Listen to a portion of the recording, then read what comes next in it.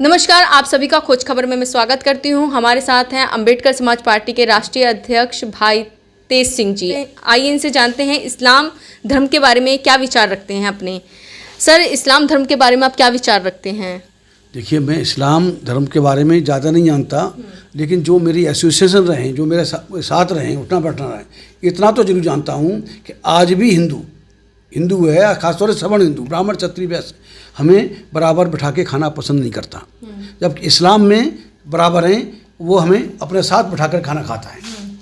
हम लोग दीन इस्लाम जिंदाबाद भी बोलते हैं। दीन इस्लाम जिंदाबाद क्यों बोलते हैं कि यहाँ के हिंदुओं ने, खासतौर से ब्राह्मण क्षत्रिय वैश्यों ने हमें अछूत बना के रखा। वो कुत्ता बिल्ली को छू सकते थे, लेकिन हम इंसानों को छू नहीं सकते थे। हमें गांव से बाहर बसाया जा सकता था। जब इस्लाम के मानने वाले आए, मसावत का पैगाम लेके आए, तो वहाँ मुसलमानों ने, इस्लाम के मानने वालों ने न सिर्फ हमें बराबर बिठाया, बल्कि हमारे साथ एक दस्तरखान पर बैठ के हमारे साथ खाना खाया, हमें खाना खिलाया, इज्जत के साथ खाना खिलाया। आज भी है कि जिस इज्जत से मुसलमान, हम SC ST OBC को, दलितों को जिस इज्जत से मुसलमान खाना खिलाएगा, ठाकुर ब्राह्मण बनिया आज अपने घर में बिठा के खाना नहीं खिला सकता आज भी। अच्छा सर, आपकी पार्टी जो है अंबेडकर समाज पार्टी है। अंबेडकर जी तो है कहीं ना कहीं जो है इस्लाम में जो फैली बुराइयां हैं उसकी आलोचना करते हैं सर। उनकी एक बुक भी थी सर, थॉट्स ऑन पाकिस्तान करके। उसमें भी उन्होंने काफ़ी चीज़ें इस्लाम के बारे में बोली हैं कि उसमें ज़्यादा पाबंदियाँ हैं सर इस्लाम में। इसलिए उन्होंने इस्लाम धर्म को कबूल ना करके, अपना करके ना उसको, उन्होंने बौद्ध धर्म को अपनाया सर। मैडम, अगर आप मतलब जो उनकी अहम किताब है कुरान पाक हैं, ये कुरान शरीफ है जो मेरे हाथ में है। अगर आप कुरान को पढ़ेंगे तो उसमें कहीं भी कैसे नहीं है कि मानवता पर कहीं भी चोट हो। जो रहने की कला है, जो जीने की कला है, वो इस्लाम ने वो एक प्रिंसिपल सेट कर दिए हैं। आप कई बार आप कहेंगे कि भाई उसमें 4 पत्नी रखने का है। आज यहाँ 4 क्या 2 मुश्किल से किसी के पास, वही लाखों में एक के पास मिलेंगी। उस समय युद्ध होते थे, युद्ध चलता है, जो जैसी मेरी जानकारी है। I am not authority on Islam, मैं अथॉरिटी नहीं हूँ। उस समय क्या था कि लोग मारे जाते थे, उनसे औरतें बेवा हो जाती थी। उनको संरक्षण देने के लिए वो एक के साथ में एक आदमी 4 औरतों को भी इधर उधर न मारी फिरें, कोई गलत काम न करें, तो चलो वो एक आदमी को, उसको महिलाओं को संरक्षण दे, बेवाओं को संरक्षण देने के लिए वहाँ से व्यवस्था, जैसी मुझे जानकारी है, वो हुई। तो यहाँ तो जब यहाँ हमारे यहाँ इसमें कृष्ण की 16,000 रानियाँ थीं। कोई राजा ऐसा नहीं था कि इसकी 10, 20, 50 तो नहीं होती थी। तो वो तो उसके हिसाब से था। रही बात इस्लाम की, इस्लाम बराबरी का संदेश, बराबरी। अगर हम मस्जिद जाएंगे, मस्जिद में अगर कोई भिखारी है, भिखारी अगर पहले लाइन पर खड़ा हो गया है और राजा बाद में जाता है, तो राजा ये नहीं कि राजा सबसे आगे आएगा, राजा भी सबसे पीछे जाके खड़ा होगा। अगर कोई अफसर है वो नमाज में बाद में जा रहा है, तो बाद में पीछे की लाइन में खड़ा होगा, आगे नहीं जाएगा। यहाँ तो मंदिरों में नहीं घुसने चाहिए। इस्लाम ही वो एक रेमेडी है जो यहाँ की सारी समस्याओं का हल है। बाबा साहब डॉक्टर अम्बेडकर ने जो धर्म की बात थी, उन्होंने सारे धर्मों का अध्ययन किया, और सारे धर्मों के अध्ययन के बाद में उन्होंने मैंने उनका स्टेटमेंट पढ़ा।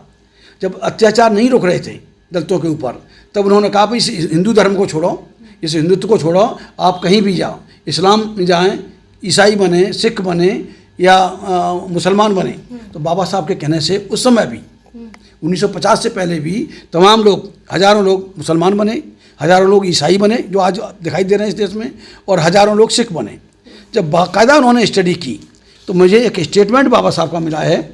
उस स्टेटमेंट में ये किताब है, बाबा साहब doctor Ambedkar source material part 1 है उसमें। अच्छा सर, आप कह रहे हो कि जो भी है कि लाइन में खड़ा हो, ये हो, तो मौलाना जो होते हैं वो किसी दलित को मौलाना क्यों नहीं बना देते? मैडम, आज आप मस्जिदों में जाएंगे तो वो क्यों नहीं बना देते किसी दलित? जितना दलित बनाना चाहिए ना। देखिए, जितना मैं जानता हूँ वहाँ भी पसमानदा बोलते हैं, वहाँ भी दलित हैं। और दलितों में हज़ारों, मैं आपको लिस्ट दे दूंगा कि हज़ारों इमाम बने हुए हैं जो नमाज पढ़ाते हैं। लेकिन आप दलित को कैसे बना देंगे? दलित जब तक उनके मजहब में नहीं आएगा, दलित है, अगर मालूम है हिंदू। अच्छा सर, मैं आपकी बात को यहीं पे काटती हूँ। हाँ। क्या कोई मुस्लिम बौद्ध धर्म अपना सकता है? क्योंकि बाबा साहब अम्बेडकर जी ने तो बौद्ध धर्म अपनाया था। देखिए, बाबा साहब अम्बेडकर ने कहा, जो संविधान कहता है, बाबा साहब की सबसे बड़ी किताब जो आप देने इस्लाम धर्म की बात करते हैं कि वो उनमें चला जाए दलित, लेकिन क्या कोई मुस्लिम बौद्ध धर्म अपना सकता है? देखिए यहाँ धर्म की आज़ादी है। कई मुसलमान हिंदू भी बने हैं, लेकिन मुसलमान ज़्यादा बन रहे हैं। जो मैं अभी आपका जो सवाल था कि जो बाबा साहब अम्बेडकर ने बुद्ध धर्म ग्रहण किया, बिल्कुल मानता हूँ ग्रहण किया, 14 अक्टूबर 1956 को किया। लेकिन सबसे पहले जब उन्होंने स्टडी की, ऐसा हर धर्म में बुराई मिलेगी आपको, हर धर्म में है, लेकिन जिस तरह की ऊंच नीच हिंदुओं में है कि जाति के नाम पर घृणा करना, ऊंच नीच की बात करें, आप थियोरटिकली आप अरब कंट्री में जाइए, किसी भी कंट्री में जाइए, वहाँ कोई जाति नहीं मिलेगी, वहाँ सिर्फ मुसलमान के नाम से जाने जाएंगे। यानी कि भारत में ही जो है, हाँ, भारत मतलब इंडियन सब कंट्री है में, इंडिया, पाकिस्तान, बांग्लादेश, इन देशों में जो इसका हिस्सा रहे, अफगानिस्तान तक इसका हिस्सा रहा था इंडिया का, तो वहाँ उसमें है, वहाँ तो मुसलमान हैं और कोई नहीं। अगर फिरके वाली बात है तो वो मुसलमान है ही नहीं, जो जातपात की बात करता है। तो बाबा साहब डॉक्टर अम्बेडकर ने एक स्टेटमेंट उस किताब में, बाबा साहब सोर्स मटेरियल ऑन बाबा साहब doctor Ambedkar and his movement, उस पार्ट 1 में उसमें लिखा हुआ है कि साहब लिखा है बाबा साहब की पहली पसंद धर्म परिवर्तन के लिए, बाबा साहब डॉक्टर अम्बेडकर की पहली पसंद इस्लाम था। और इस्लाम क्यों था? उन्होंने कहा कि ये मेजॉरिटी के लोगों का धर्म, इस्लाम वाले। फिर उन्होंने आलोचना की कि अपनी बुक में उन्होंने, सुनिए मैं आ रहा हूँ मैं उस बात पे भी आ रहा हूँ। सबसे पहले उन्होंने इस्लाम को क्यों पसंद किया, पहली पसंद क्यों था इस्लाम का? बौद्ध धर्म अपनाने से पहले इस्लाम डॉक्टर बाबा साहब अम्बेडकर की पहली पसंद था। तो उन्होंने कहा कि ये राज उसमें रहे, इन्होंने हज़ारों साल राज किया है, ये मतलब अगर इनके साथ हमारे लोग जाते हैं तो ये हमारे लोगों को भूखा नहीं मरने देंगे, बाबा साहब का मानना था। और ये होता भी है कि आपकी नमाज जब तक कबूल नहीं होगी, अगर आपका कोई पड़ोसी इस्लाम के मुताबिक अगर आपका पड़ोसी कोई भूखा सो रहा है और आप नमाज पढ़ रहे हैं तो आपकी नमाज कबूल नहीं होगी। दूसरी बात, वो पूरे देश में फैले हुए हैं जो सामाजिक सुरक्षा मिलनी चाहिए, अछूतों जो जुल्म होते हैं, अगर हम इस्लाम में जाते हैं तो सारे मुसलमान हमारी रक्षा के लिए आएंगे। वो हर जगह हैं, हर शहर में हैं, हर कस्बे में हैं, गांव देहात में भी हैं, पूरे देश में बराबर फैले हुए हैं। अच्छा सर, मुझे बात पूरी कर दें कि सामाजिक सुरक्षा मिलेगी। और तीसरी बात, अगर हमारे लोग इस्लाम को कबूल करते हैं, दलित लोग, तो इस्लाम के दलित और मुसलमान, दलित का मतलब सिर्फ सुलूकाट नहीं है, SC ST OBC का माने दलित है, दलित का मतलब वो दला हुआ, और जो संपर्क में आया है वो दला गया है।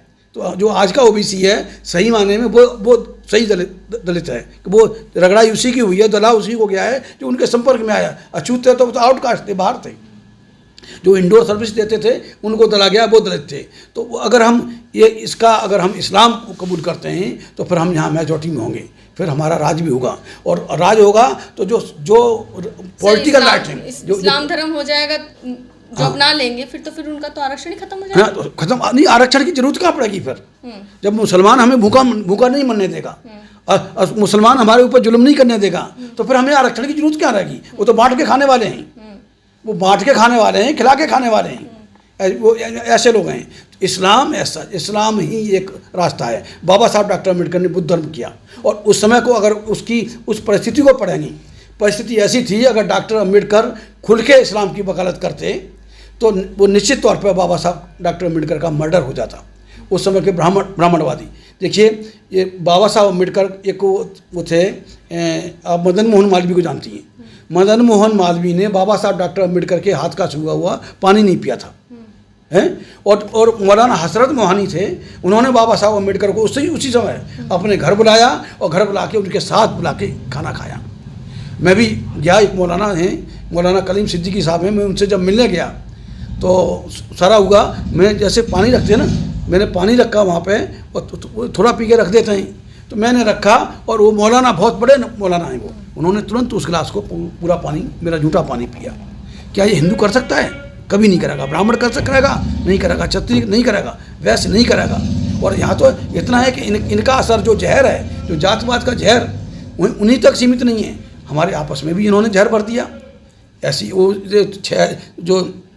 जो 6743 जातियाँ हैं SC ST OBC की, वो आपस में भी वो ऐसे बांटे हैं, उनमें भी वो जातवाद का जहर हो गया, वो भी एक दूसरे से नफरत करते हैं। अगर वो नफरत खत्म हो जाएगी तो हम भी देख लो, वो कहेगा मैं जाटा हूँ, तो वो कहेगा कि मैं पासी हूँ। हाँ, ये जहर जातियाँ हमने नहीं बनाई, जातियाँ ये आर्य आया, यहाँ पे हिंदू आर्य आया, ब्राह्मण आया, हैं, इन्होंने जातियाँ बनाई, इन्होंने सवर्णों ने जातियाँ बनाई और इनसे काम लेने के लिए। मेन चीज़, एक बार मैं राजस्थान गया था, तो राजस्थान में किसी आदमी ने कहा था कि साहब ये जो यूपी और बिहार में जो जुल्म होते हैं हमारे राजस्थान में नहीं होते। तो मैंने उनको कहा था, ओबीसी के थे वो, प्रजापति समाज से, मैंने कहा प्रजापति जी, जिस दिन आप इन राजपूतों को, ब्राह्मणों को और इनको फ्री सेक्स और फ्री लेबर सप्लाई करना बंद कर दोगे तो तुम्हारा हालत यूपी और बिहार से भी बुरा यहाँ पे हो जाएगा। तो आज भी वहाँ गुलामी की प्रथा है, आज भी राजस्थान में। तो ये इसकी कहानी है। तो इस्लाम ही एक रास्ता है, इस्लाम ही रेमेडी है। मैं बुद्धिज़्म के बारे में बात कर रहा था, बाबा साहब ने बुद्धिज़्म अख्तियार किया, बुद्धिज़्म में कहीं कोई कमी नहीं है, बिल्कुल जो इस्लाम है वही बुद्धिज़्म है। बराबरी की बात होती है, मुसावात का पैगाम है, स्वतंत्रता, समानता, भाईचारा है, बुद्धिज़्म में भी है, इस्लाम में भी है। लेकिन बाबा साहब डॉक्टर अम्बेडकर ने जब धर्म परिवर्तन हुआ तो हमने क्या हुआ कि हमने चोला नहीं बदला। अगर भाई तेज सिंह पहले हिंदू था, चमार था, तो आज बुद्ध रह के भी वही है, जाति पूछी जा रही है। एक 341 आर्टिकल है, इन्होंने क्या किया, संविधान में नहीं था ये, संविधान में जाति के उस पर नहीं था। इन्होंने क्या हुआ, 10 अगस्त 1950 को एक प्रेसिडेंशियल ऑर्डर इशू कराया कि जो भी दलित हिंदू होगा, सिख होगा, उसको तो रिजर्वेशन मिलेगा और किसी दलित को नहीं मिलेगा। तो आर्टिकल, उसको बाद में आर्टिकल 341 शेड्यूल कास्ट के लिए और आर्टिकल 342 डाला कि उसमें आर्टिकल 341 और 342 संविधान के बाद में नाजायज तरीके से कि कोई भी अगर ऑर्डर है, प्रेसिडेंट का ऑर्डर है, अध्यादेश है, तो जब तक कानून नहीं बनता, जब तक पार्लियामेंट से पास न हो जाए। लेकिन आर्टिकल 341 और 342 आज तक वो मतलब पार्लियामेंट ने नहीं पास किए, लेकिन नेहरू की कैबिनेट ने सब बदमाशी से उसमें करके संविधान में जोड़ दिए। ये पूरी बदमाशी हुई है और बदमाशी कर रहे हैं कि हम हिंदू बने रहें, हम इसी नरक में पड़े रहें, हम यहाँ से निकले नहीं, इसलिए उन्होंने सारी व्यवस्था की है। मुँह से कुछ कहते हैं और करते कुछ हैं, ये नफरत उनके अंदर हुई है। अच्छा, आप यानी कि कहीं ना कहीं इस्लाम धर्म के पक्ष में हैं? हाँ जी, देखिए मैं बताता रहा हूँ कि मैं एक अधिकारी होने के नाते हैं, वेल ऑफ होने की वजह से मैं ट्रेन में फर्स्ट क्लास में सफ़र करता हूँ, हवाई जहाज़ में सफ़र करता हूँ, बराबर में कोई ब्राह्मण क्षत्रिय बैठा है तो वो पहले मेरा नाम पूछेगा कि भाई साहब आपका नाम क्या है, बताऊँगा मेरा नाम भाई तेज सिंह है, और फिर उसको बेचैनी होगी, फिर कहेगा कि भाई आप ये आगे क्या लिखते हैं, पीछे क्या लिखते हैं, जाति नहीं पूछेगा, आगे क्या लिखते हैं, पीछे क्या लिखते हैं, ये मालूम करने के लिए मैं किस जात का हूँ। और जब तक कम वक्त मेरी जात नहीं पूछ लेगा तब तक मेरा पीछा नहीं छोड़ेगा, मुझे बताना पड़ेगा कि भाई मैं चमार हूँ। और अगर कोई मुझसे पूछे, मेरा नाम पूछे और मैं कह दूं कि मेरा नाम भाई तेज मोहम्मद है, तो मैं समझता हूँ आगे पीछे नहीं करेगा, मुंह तो सकोड़ेगा कि ये मलेक्ष हमारे पास कहाँ। उनको, मुसलमानों को ये मलेक्ष कहते थे, ईसाइयों को मलेक्ष कहते थे, ये मलेक्ष हमारे पास कहाँ से बैठ गया, मुंह तो सकोड़ेगा लेकिन जात नहीं पूछेगा। समझ गए ना? अगर जाति को ख़त्म करना है, जाति को ख़त्म करना है इस देश से। अच्छा सर, जितने भी इस्लामिक कंट्री हैं, हाँ, वहाँ पे कितने शूद्र ऐसे हैं, कितने दलित समाज के ऐसे हैं जिन्होंने इस्लाम धर्म अपना लिया है और वो नेता बने हैं? देखिए मैडम, मैं और कंट्री की बात नहीं कर रहा हूँ, दूसरे कंट्रियों में वहाँ ये जातवाद। आप यही यहाँ की भी बात कर लीजिए। नहीं, पाकिस्तान की बात कर रहा हूँ।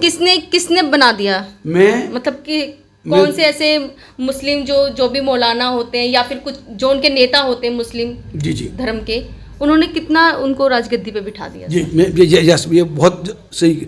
मैं उसमें 2019 में, जुलाई 19 में मैं पाकिस्तान गया था, कराची यूनिवर्सिटी ने मुझे बुलाया था, वहाँ एक सेमिनार थी, उसमें मुझे बोलना था।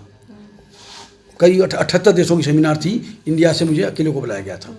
उस सेमिनार में जब मैं वहाँ गया, मैंने अपनी बात रखी तो मुझे बताया गया कि वो इंडिया से एक दलित नेता, फायर ब्रांड दलित नेता आए हैं, वो अपनी बात रखेंगे। जब मैंने बात अपनी वहाँ रखी तो वहाँ वाइस चांसलर ने मुझे इस तरह से करके मुझे किया, और वहाँ एक मेंबर पार्लियामेंट, जिनको सीनेटर कहते हैं, हमारे यहाँ MP बोलते हैं, वहाँ सीनेटर बोलते हैं। तो पाकिस्तान की पार्लियामेंट में 104 मेंबर हैं जिन्हें सीनेटर कहा जाता है, और 4 में से मतलब 6 प्रतिनिधि दलितों के हैं, समझ गए ना, SC के। तो वहाँ क्या है, पाकिस्तान में हर क्षेत्र में मतलब 3.5% आबादी है गैर मुस्लिम की, और उनको 5% रिजर्वेशन है। तो वहाँ उसमें एक ज्ञानचंद थे, सीनेटर थे, MP हमारे यहाँ की भाषा में क्या, ज्ञानचंद जी MP थे, उसमें आए थे प्रोग्राम में, मेरे साथ बैठे, 1 घंटे बात हुई। तो मैंने कहा जी आप ये बताओ कि हमारे लोगों की यहाँ स्थिति कैसी है, गैर मुस्लिम की स्थिति कैसी है। तब उन्होंने मुझे बताया कि भाई साहब 3.5% आबादी है हमारी और 5% रिजर्वेशन है, और 5% के हिसाब से 4 हमारे सीनेटर बनने चाहिए, 4 MP बनने चाहिए। हम 6 चुन के गए हैं, 2 जनरल सीट से भी चुन के गए हैं। तो ये पाकिस्तान ज़्यादा दूर की बात मत की, ये हाई पाकिस्तान कहते हैं। वहाँ रात के 2-2 बजे तक, 2:30 बजे तक लड़कियाँ यूँ करके अपना उस पर टहलेंगी। कराची की बात कर रहा हूँ मैं, किसी की मजाल नहीं है कि किसी लड़की की तरफ कोई आँख भी उठा ले। तो वहाँ वहाँ है, वो इस्लामिक कंट्री है, पाकिस्तान इस्लामिक कंट्री है। 3.5% आबादी को 5% रिजर्वेशन, नौकरियों में भी, हर क्षेत्र में भी। मैं वहाँ मंदिरों में भी गया, मंदिरों में पूछा उनसे कि भाई बताना, ये कहना कि तो मैंने पूछा कि बताओ यहाँ क्या होता है। बोले कि हमारे जब त्यौहार होते हैं ये मदद करते हैं हमारी, आते हैं हमसे करते हैं, इनके त्योहारों में हम शामिल होते हैं। चर्च में भी गया, चर्चों में मैं ईसाई जो चर्च के पादरी थे उनके साथ भी हमारा खाना था। मैं गुरुद्वारे में भी गया, गुरुद्वारे में मैं 2-3 घंटे हम लोग रुके वहाँ पे, और वहाँ भी बात की।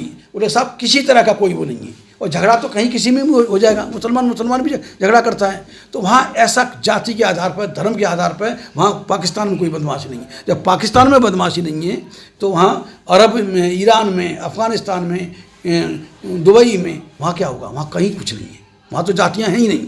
जाति तो यहाँ से गई, पाकिस्तान में भी गई, बांग्लादेश में भी, श्रीलंका में, जो इंडियन सब कॉन्टिनेंट है वहाँ बदमाशी। जब मैंने देखा, मैं 10 दिन रहा हूँ पाकिस्तान में, 10 दिन रहा हूँ और 10 दिन में घूमा भी हूँ, वहाँ ऐसी कोई बदमाशी नहीं मिली। किसी ने, एक ने नहीं बताया। मैंने कि भाई बता दो किसी तरह से करके, अगर कोई है, मैं आपका नाम नहीं लूँगा, तो नहीं बताया हूँ, कोई है ही नहीं जी, ऐसी कोई बात ही नहीं है। धन्यवाद सर, आपने जो अपने विचार रखे इस्लाम धर्म को लेकर के, आपका बहुत बहुत शुक्रिया। तो ये थे हमारे साथ भाई तेज सिंह जी, जिन्होंने इस्लाम धर्म के बारे में अपने विचार रखे हैं। तो आप लोग खोज खबर को देखते रहिए, खोज खबर को सब्सक्राइब कीजिए, लाइक कीजिए, और जो कोई भी कमेंट बॉक्स में कमेंट करना चाहता है इनके विचारों को लेकर के, वो कमेंट्स कर सकता है।